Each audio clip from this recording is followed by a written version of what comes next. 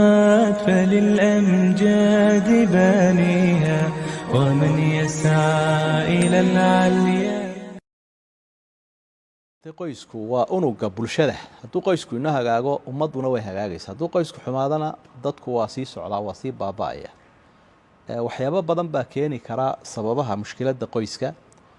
oo marka hore waxa ka mid noqon kara doorasho xumo labada qof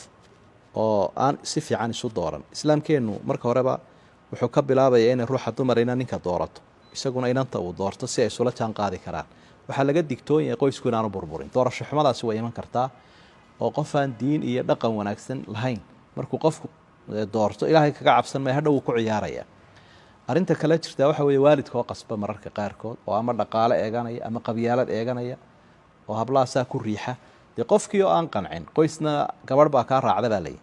gabadhii aan qancin baa iyaduna iman karta inuu qoyskii kala dido waxa keeni karta balwada waxa keeni karta tiknoolajiyada imika aynu ka waramayno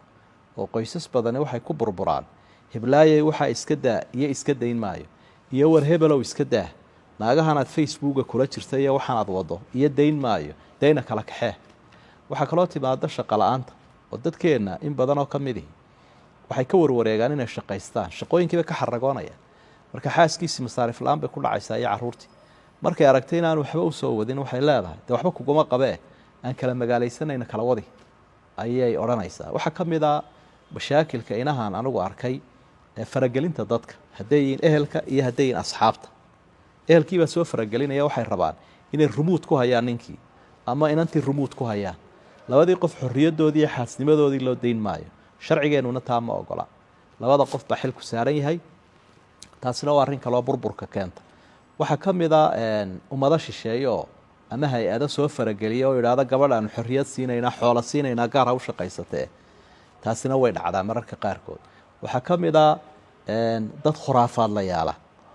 oo markay arkaan dad noloshooda ay macaan tahay oo si fiican ay u socoto sixir iyo fal iyo balaayo u sameeya waxaan ku tiriyay tobaneeyo wax ku dhow daraasada aan ku sameeyay marka waxyaabahaas oo dhan in laga feejignaado oo xukuumadda iyo shacabka intoo la isu kaashado qoysku muxuu ku hagaagi karaa mushkiladaha noocan ee dalaaq iyo furiinka iyo kala tag iyo khilaafka keena sidee looga feejignaan karaa intaas oo dhan marka la iska kaashado daraasadana laga qoro dadkana laga wacyi geliyo waxaan rajaynayaa in qoysku noo sii dhisnaado insha Allah ilaahayna aynu la kaashanayno barina subhanahu wa ta'ala